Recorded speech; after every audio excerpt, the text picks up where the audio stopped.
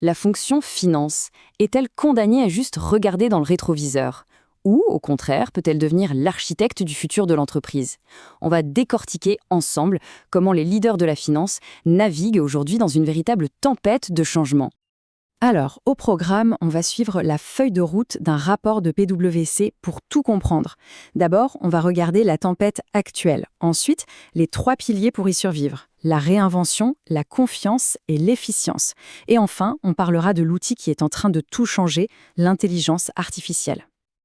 Ok, commençons par le cœur du problème. Aujourd'hui, le rôle du directeur financier est complètement redéfini par une pression qui est à la fois immense et surtout constante. On est en 2026. Quelle est la plus grande crainte de près des 3/4 des directeurs financiers? Eh bien, ce n'est ni la concurrence, ni la technologie. Non, c'est l'incertitude elle-même.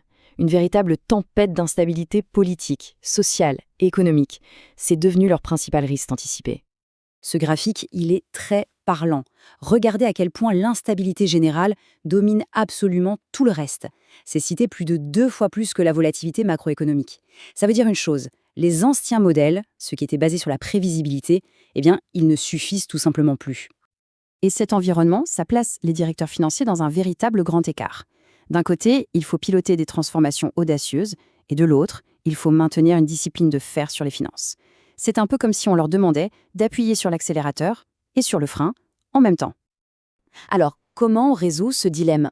La réponse, elle se trouve dans le tout premier pilier de ce nouveau manuel de la finance. Il faut réinventer le rôle pour devenir un vrai partenaire stratégique. Cette image, elle illustre parfaitement ce changement fondamental. Le rôle évolue. On ne se contente plus de compter les points et d'enregistrer le passé. Non, on participe activement à la conception de l'avenir de l'entreprise. En fait, le reste de l'entreprise ne cherche plus un simple comptable. Les équipes sur le terrain, elles, ont besoin d'un copilote. Quelqu'un qui non seulement analyse les chiffres, mais qui les aide à tracer la route pour créer de la valeur. Par exemple, en trouvant de nouvelles opportunités de marge ou en simulant l'impact des décisions stratégiques. Dans un monde aussi instable, le deuxième pilier, c'est de devenir un vrai socle de fiabilité et de confiance. Et le point crucial ici, c'est que la confiance, ce n'est pas juste une compétence un peu abstraite, non, c'est un actif stratégique, un vrai. Et la fonction finance, qui est la gardienne des données et de la rigueur, eh bien, elle est la mieux placée pour construire et sécuriser cet actif pour toute l'organisation. Pour bâtir cette confiance, les leaders se concentrent sur 3 points essentiels. D'abord, maîtriser la performance, pour savoir où l'on va. Ensuite, sécuriser le cash, parce que c'est le nerf de la guerre.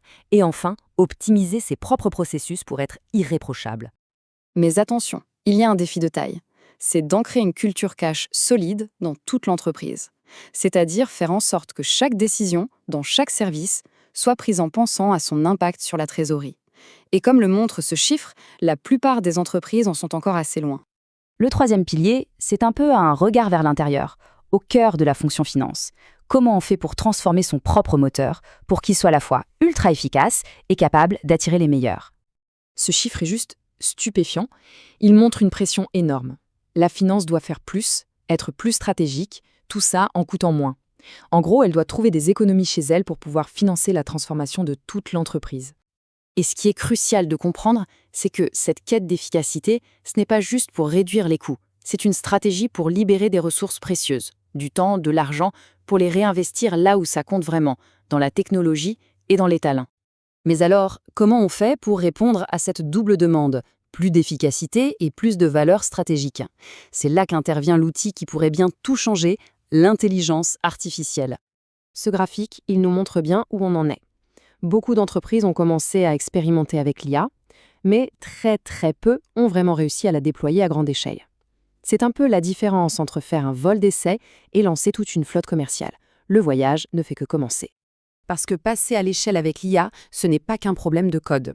C'est comme construire une pyramide, il faut des fondations qui soient ultra solides. Sans données propres, sans compétences adaptées et sans une gouvernance claire, eh bien, tout l'édifice risque de s'effondrer. Et voilà où on veut arriver. Imaginez une sorte de cockpit de pilotage où l'IA automatise les analyses de routine, détecte les anomalies et propose même des scénarios. Ça libère les humains pour qu'ils puissent se concentrer sur ce qui compte vraiment, la vision stratégique. Finalement, cette citation du rapport, elle résume l'essence même de toute cette transformation. Le rôle de la finance devient plus stratégique, tout simplement parce qu'il est de plus en plus tourné vers l'avenir. Et ça nous laisse avec la question que chaque entreprise doit se poser. Est-ce que sa direction financière est un historien qui se contente de documenter le passé, ou est-ce que c'est un architecte qui dessine l'avenir? Le choix, il déterminera sans doute les gagnants de demain. Merci de nous avoir suivis.